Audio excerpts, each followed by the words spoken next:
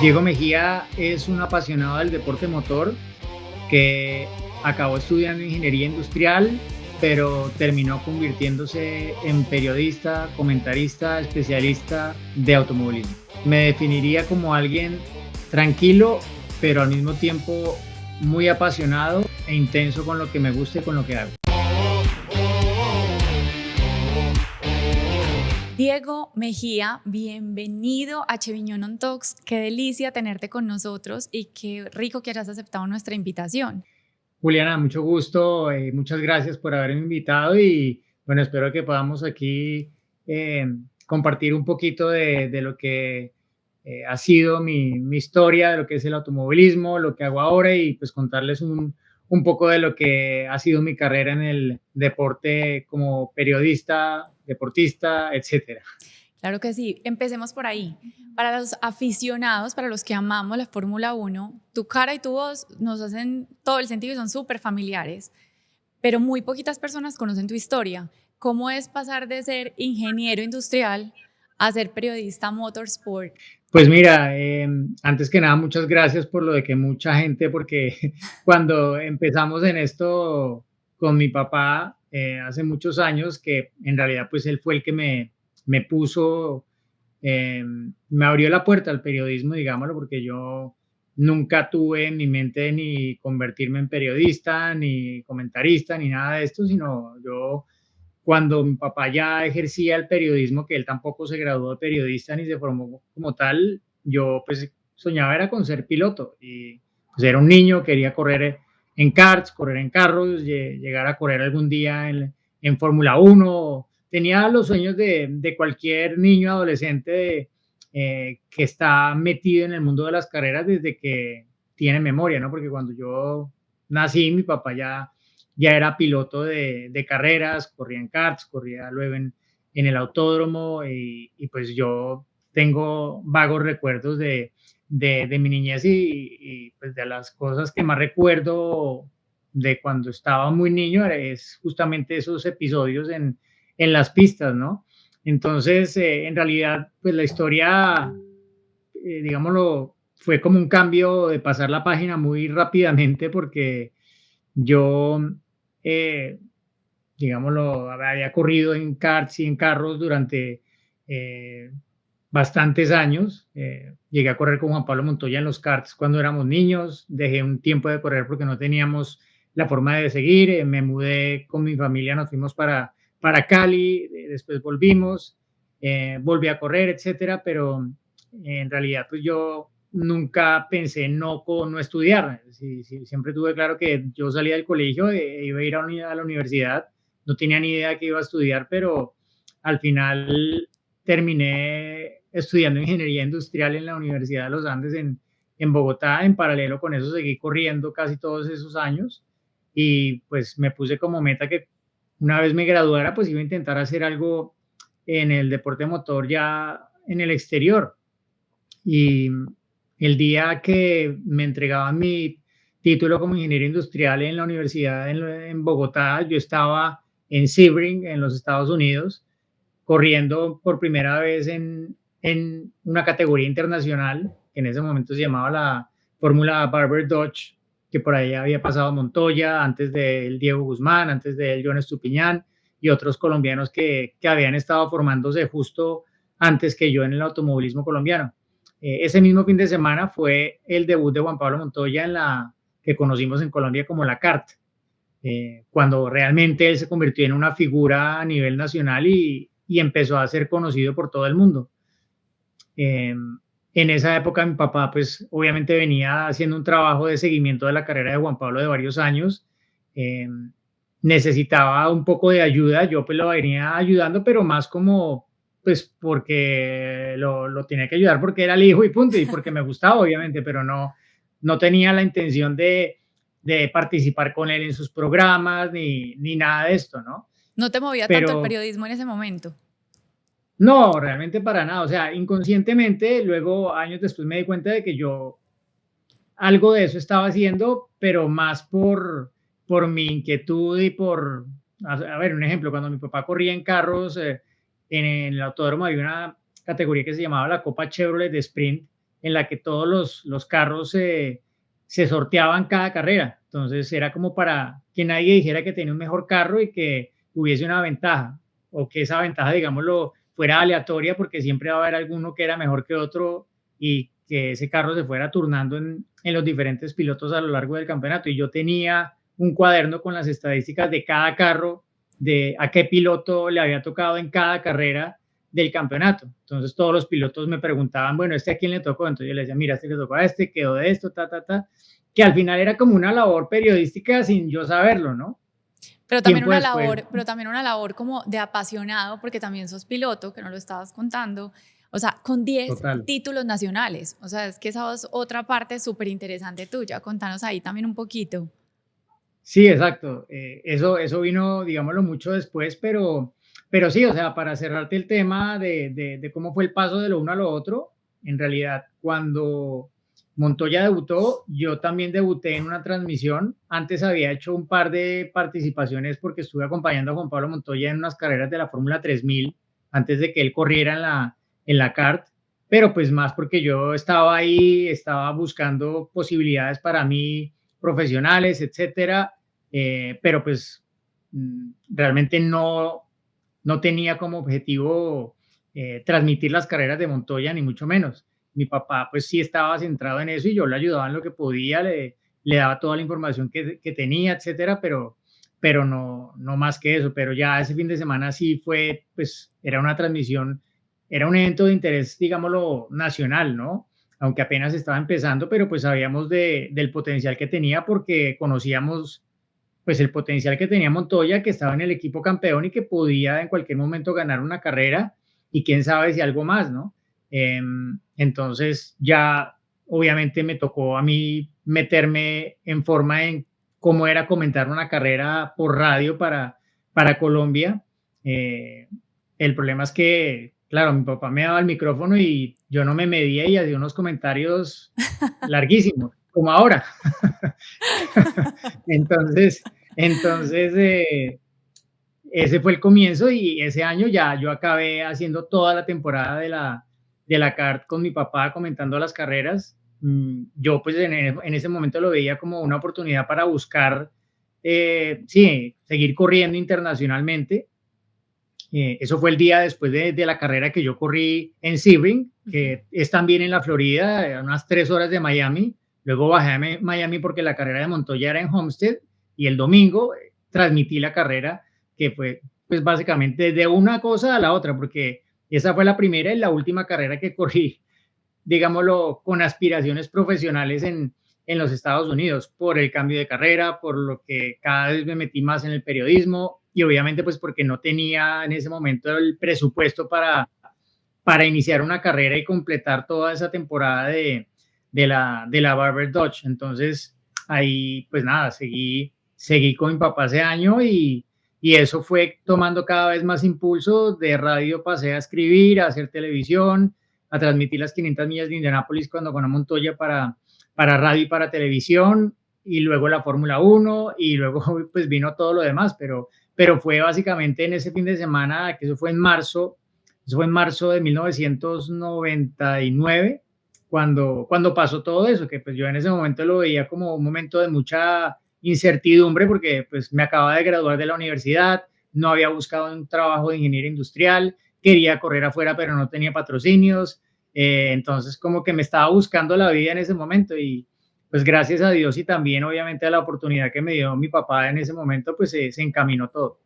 Más de 20 años al lado de tu papá ejerciendo todo este rol tan protagónico, porque finalmente son ustedes como esas banderas a nivel Latinoamérica para toda la parte de transmisión del motorsport o de este universo, ¿cierto? O sea, digamos que ustedes han estado ahí como en cabeza de todo esto y pues es el legado de tu papá Germán Mejía Pinto, que hablan mucho de mi papá, pero no les hemos contado quién es el legado de tu papá, pues finalmente quedó en ti. Pues gracias a Dios, él me formó tal vez sin proponérselo en algunos aspectos, pero obviamente todo lo que aprendí al lado suyo, incluso antes de empezar a participar en las transmisiones, me preparó para lo que venía después, ¿no? En ese momento A ver, mi papá tomó las riendas de un programa de radio que había en Caracol Radio que se llamaba Carburando, que de alguna forma pues como que había dejado de tener valor para la emisora.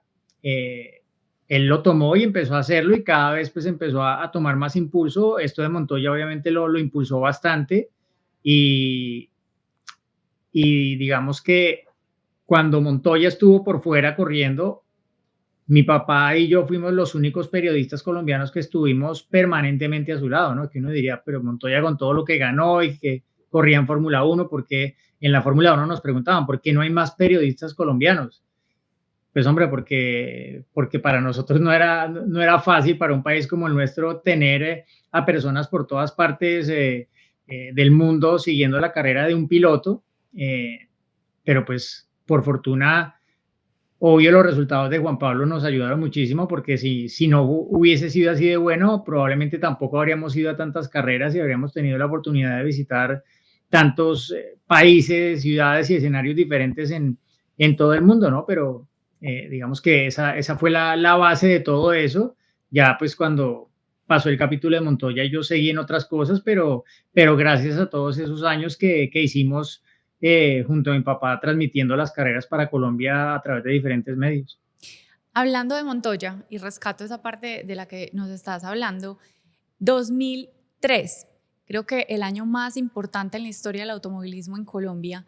¿Cómo se vivió? ¿Cómo lo vivieron ustedes? Y nosotros aquí lo vivimos, o sea, yo estaba muy chiquita, pero pues me acuerdo, o sea, el Gran Premio de Mónaco, o sea, cómo se vivió ese momento y cómo fue como todo lo que se sintió alrededor, o qué nos puedes contar alrededor de Montoya y de todo este boom que tuvo en el 2003.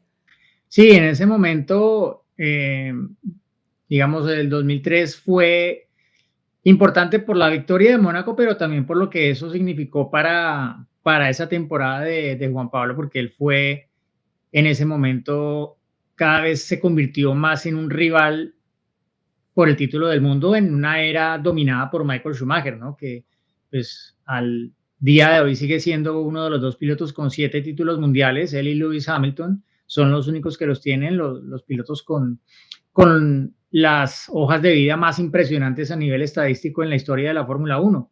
Entonces era como que era irrumpir en una era directamente, ¿no? Y que fuera un piloto colombiano que pues eh, tuvo que luchar mucho para tener las oportunidades allí, abrirse espacio y ver que ganaba Mónaco, que enlazó eso con otros 7 podios consecutivos y que hasta la penúltima fecha del Mundial de ese año tuvo opción de ser campeón del mundo. Bueno, fue increíble. Obviamente la decepción cuando dejó de serlo en la carrera de Indianápolis fue muy grande, pero claro, después de que pasan los años se valora mucho que él haya sido capaz de llegar hasta ahí, tomando pues justamente como punta de lanza esa victoria en Mónaco, que obviamente es una victoria histórica. Hablamos mucho de hombres, de Juan Pablo Montoya, pero que digamos que en términos culturales este es un deporte muy masculino, que no solamente es para hombres y corren hombres, sino que también es muy consumido por un público masculino. ¿Cómo ves este deporte en términos de mujeres? ¿Qué tanto aporte hoy en día tenga la mujer en el automovilismo? Pues Juliana, cada vez más, yo creo que el automovilismo es un poco el reflejo también de la sociedad en algunos aspectos, ¿no? Eh, Tal vez tiene uno la percepción de que es un deporte que ha sido tradicionalmente muy machista, porque nunca se ha dividido en géneros, ¿no? No ha habido realmente desde hace muchos años campeonatos femeninos, por más de que en algunas ocasiones se haya premiado tal vez a alguna mujer por una actuación destacada o algo así, pero siempre han corrido hombres y mujeres juntos, aunque hayan sido muy pocas las que lo han intentado, digámoslo, a un nivel importante, ¿no?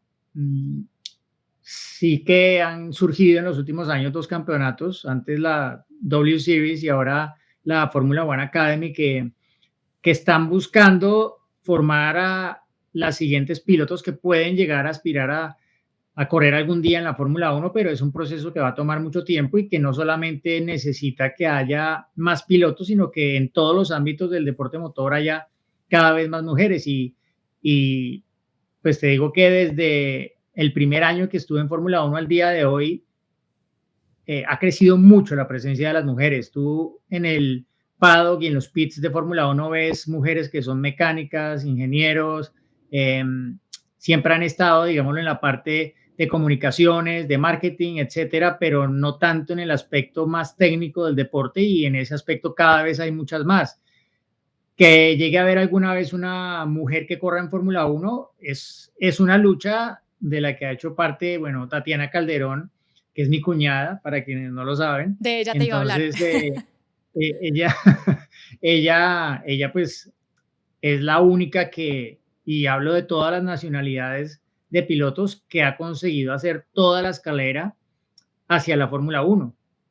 Obviamente que a ella le ha tocado luchar con muchas cosas, muchas barreras, muchos estereotipos. A mí me ha tocado ver mucho de eso, pero no todo lo que ella realmente ha vivido, y que tampoco tal vez ella lo expone ni lo cuenta tan claramente porque no quiere que lo tomen como un pretexto, una disculpa para que en dado momento no consiguió X o Y resultado, ¿no? Pero es un hecho, ¿no? Es un hecho, es parte, digámoslo, ella de la transformación del deporte. Y ojalá que dentro de, no sé, 5 o 10 años estemos hablando de que realmente hay opción de que una mujer o muchas mujeres estén en la lista de candidatos para entrar a correr en un equipo de Fórmula Uno. Totalmente de acuerdo y ojalá llegue a pasar, que lo veo, pues digamos que nosotros ya como desde el otro lado, desde espectadores, sería pues un gran triunfo tener una piloto colombiana corriendo y haciendo, digamos, todo lo que nos llenó de orgullo, digamos, como en términos de lo que hizo Montoya. Te voy a preguntar algo y es, si hablamos de categorías, Diego prefiere la Fórmula Uno, la IndyCar, la NASCAR, o sea, ¿cuál es esa que te mueve y que decís, no, es que esta es? O sea, ¿cuál sería esa que realmente sentís como más apasionante? No, definitivamente la Fórmula Uno, porque es la que primero conocí y la que he seguido durante toda mi vida. La IndyCar también digamos lo que la conocí gracias a que hubo un colombiano que tuvo bastante éxito ahí, que se llama Roberto José Guerrero. Fue, digámoslo, el antecesor de Juan Pablo Montoya allí. Él llegó a ganar carreras, a ser muy conocido, sobre todo en Indianápolis, que es como la meca de la IndyCar, ¿no? La categoría como tal es espectacular, es velocidad pura. Corren también en circuitos urbanos, en circuitos permanentes, pero la carrera insignia de la IndyCar son las 500 millas de Indianápolis, y es la que más renombre tiene, y también de alguna forma por eso cuando Juan Pablo Montoya la ganó, se dio, Que también bueno, todos nos enloquecimos en Colombia, creo, con exacto, este circuito. exacto, porque eso también le dio un impulso para poder llegar a la Fórmula Uno al año siguiente, ¿no? Él la ganó en el año 2000 y en el 2001 estaba sentado en la Fórmula Uno. Tuve la suerte de con mi papá acompañarlo cuando ganó la carrera, transmitirla para Colombia, y ese mismo año en septiembre volver a Indianápolis cuando se anunció que él iba a correr con Williams en la Fórmula Uno al año siguiente, ¿no? Nos decías entonces que la Fórmula Uno es sin duda tu preferida. Todos los Grand Prix tienen su encanto, seguramente todos tendrán su charming, pero ¿cuál es el que Diego dice? Mejor dicho, este es el que si hay un aficionado de Fórmula Uno tiene que ir y tiene que visitarlo y tiene que vivir la experiencia. ¿Cuál sería ese que tú elegirías y recomendarías vivir experiencias a todos los que nos están oyendo? A ver, yo soy mucho de las carreras históricas, entonces, claro, me inclino más por un Mónaco, un Monza, un Silverstone incluso, pero claro, también cuando tuve la oportunidad, cuando estaba haciendo la cobertura para el canal Fórmula Uno Latinoamérica desde 2015, ese fue el año en el que el Gran Premio de México regresó al calendario, que llevaba ya más de 20 años sin disputarse. Creo que 23 años duró el lapso entre el último y el siguiente, que arrancó esta nueva era de una carrera que como evento ha recibido el premio en varios años consecutivos como el mejor evento de la Fórmula Uno, el mejor organizado.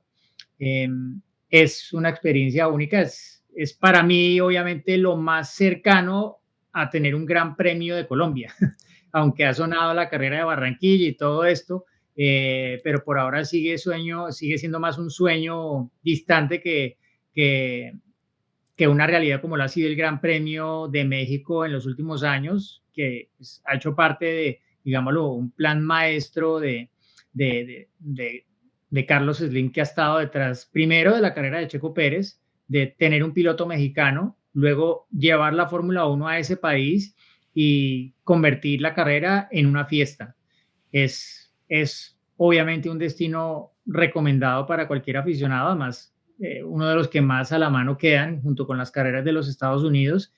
Eh, Son de las carreras que tienen las entradas, debo decir, más codiciadas de toda la temporada. México y un par de carreras de los Estados Unidos, pero México siempre tiene lleno completo, cada año bate el récord de asistencia y es en general un gran evento independiente de que la carrera sea más o menos disputada y obviamente si Checo Pérez está en el podio, pues es la locura total. O sea que este año muy seguramente va a ser la locura total porque Checo ha tenido un muy buen año. Sabemos que Verstappen está de pronto lejos ya en términos de puntos, no sé, tú me dirás qué sabes más, pero de pronto Checo puede hacer un muy buen año y tener una muy buena, de pronto como fiesta mexicana este año. Sin duda, ya estuvo en el podio el año pasado y fue impresionante. Lo siguiente es que pueda ganar el Gran Premio de México, pero incluso si no lo gana y está en el podio, va a ser una gran fiesta sin duda. ¿Cuál ha sido ese momento como especial que Diego diga, yo les quiero contar algo muy especial en la Fórmula 1 en todos estos años de recorrido, en estos 20 años con mi papá? ¿Cuál ha sido ese momento como épico que decís como, les quiero contar esta historia que me parece que es interesante? No, difícil escoger. Creo que ha habido varios. Obviamente la victoria de Juan Pablo Montoya en Mónaco es uno de esos momentos porque pues es la carrera más histórica, ¿no?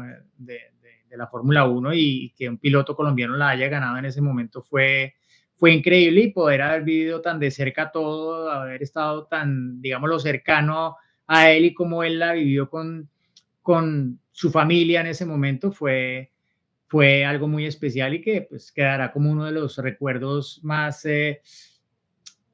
fuertes de mi carrera como periodista, ¿no?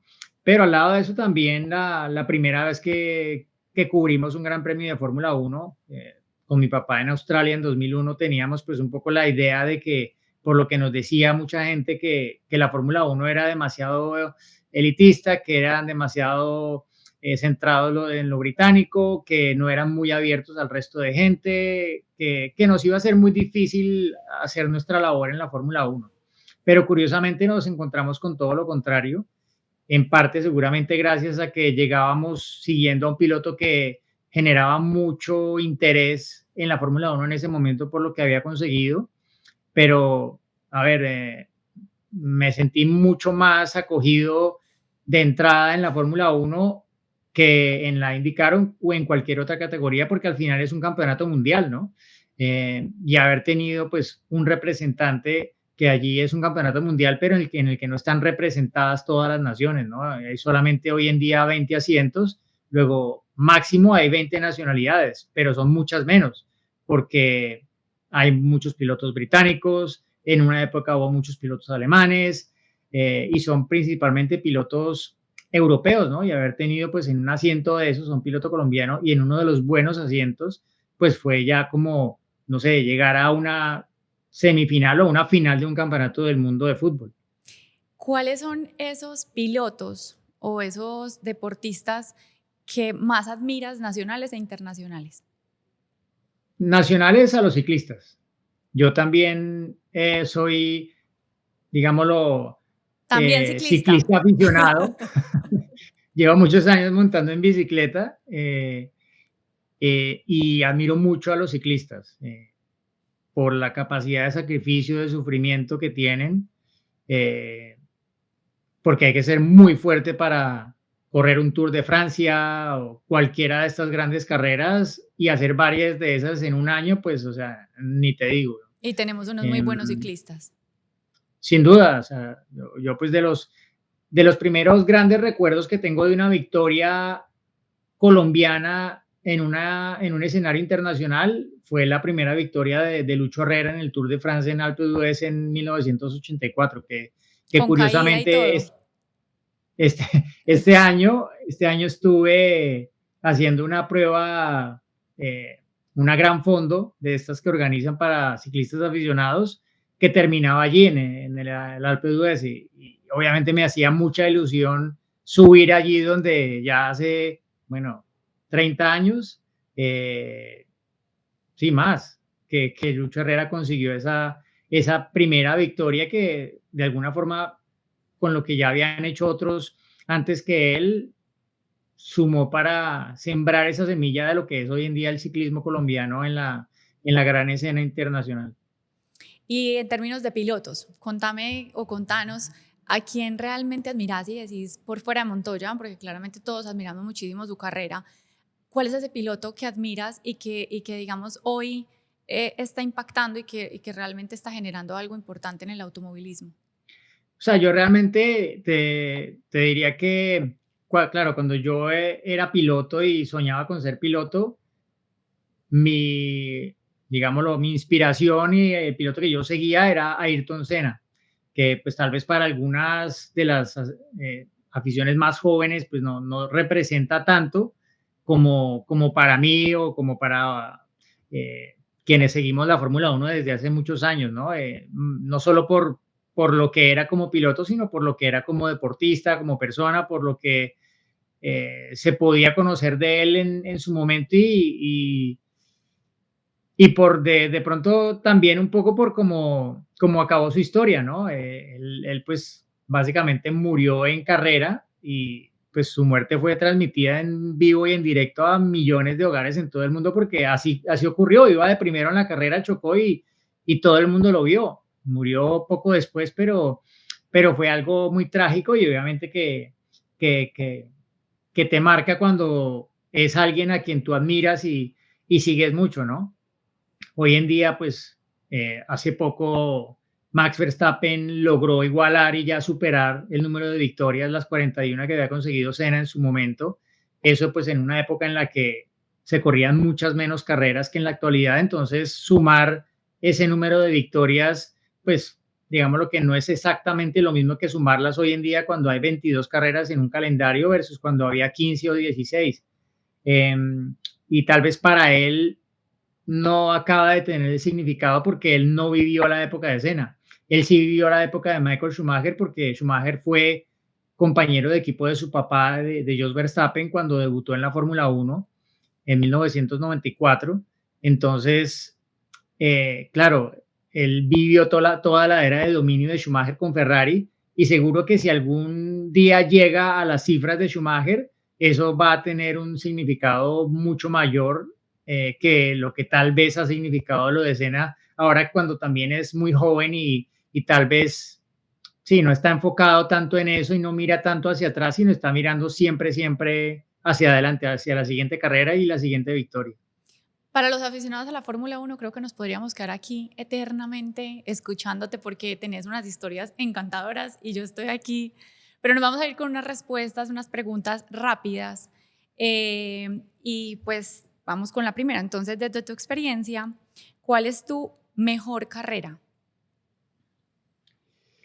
Mi mejor carrera, la siguiente. Mejor cubrimiento. Yo tendría que decir dos. Cuando hicimos el cubrimiento con mi papá de la Fórmula Uno, porque éramos solamente nosotros dos haciendo todo, toda la parte técnica y toda la parte periodística. Eh, Obviamente apoyados con un equipo en Colombia, pero en el circuito éramos solamente nosotros dos. Y luego tener la experiencia de hacer todo lo contrario, de tener un equipo muy grande de gente para hacer lo que fue el proyecto del canal de Fórmula Uno Latinoamérica entre el 2015 y 2018.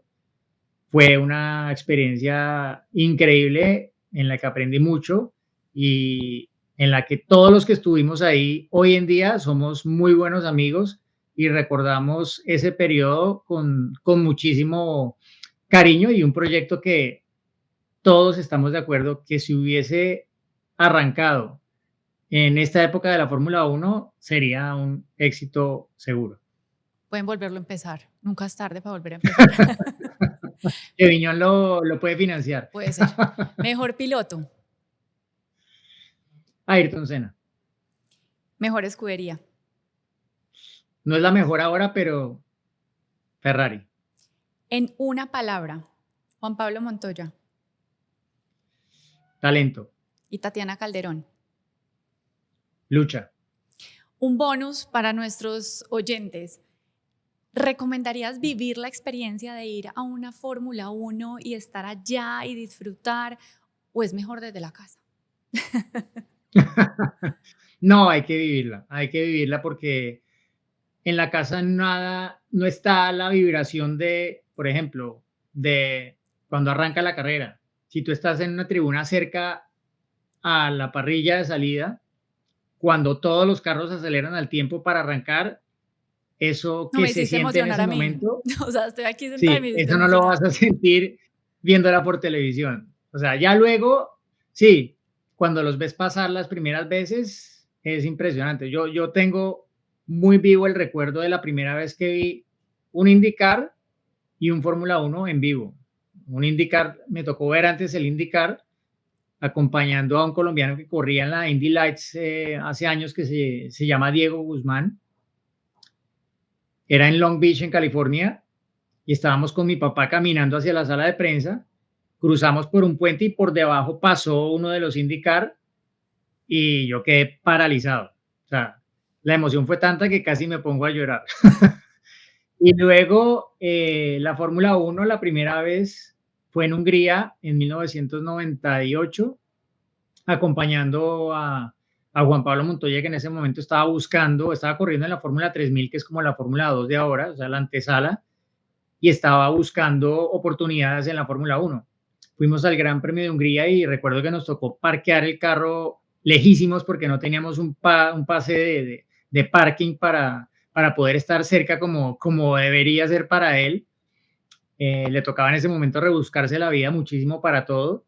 Y me acuerdo que vi muy a lo lejos a David Coulthard en el McLaren, pero lo escuchaba como si estuviera al lado mío. Y lo que sentí en ese momento fue increíble. Ya luego me pasó algo muy chistoso que fue que fui a dos carreras seguidas, fui a Hungría y Spa de Fórmula 1 en ese viaje y mi sueño era ver la arrancada, lo que te contaba hace un momento, de todos acelerando, se apagan los semáforos y arranca el Gran Premio. Bueno, en Hungría me dije voy a verla desde un puente que está justo enfrente a la parrilla. Muy inteligente, pensé que me iban a dejar hacer ahí.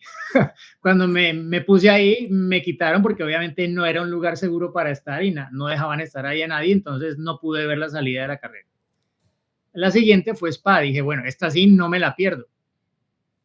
Y tristemente la carrera arrancó con safety car. No, Entonces no hubo, no no hubo el hubo, arranque esperado. exacto, exacto. Me tocó esperar hasta el Gran Premio de los Estados Unidos del año 2000, cuando acompañamos a Montoya, que lo anunciaron como piloto de Williams para el año siguiente. Esa sí la vi desde la pagoda, que es la torre emblemática de Indianápolis, desde las suites del último piso, como invitado especial. Estabas en el lugar que era, en el momento que era. O sea, te merecías ese Finalmente, espacio. valió la pena la espera. Claro que sí. Diego, muchísimas gracias por haber estado aquí con nosotros. Un encanto. Gracias por contarnos tantas cosas, por enamorarnos y apasionarnos de la Fórmula 1. Sin duda nos haces vibrar con lo que nos contás. Esperamos algún día poder estar en uno de los premios tan especiales y ojalá en el de México, que es un poco más cercano a Colombia. Mil gracias por habernos acompañado. A ti, Juliana, muchas gracias y sí, espero que nos encontremos en la pista, en el autódromo. Chao, Diego.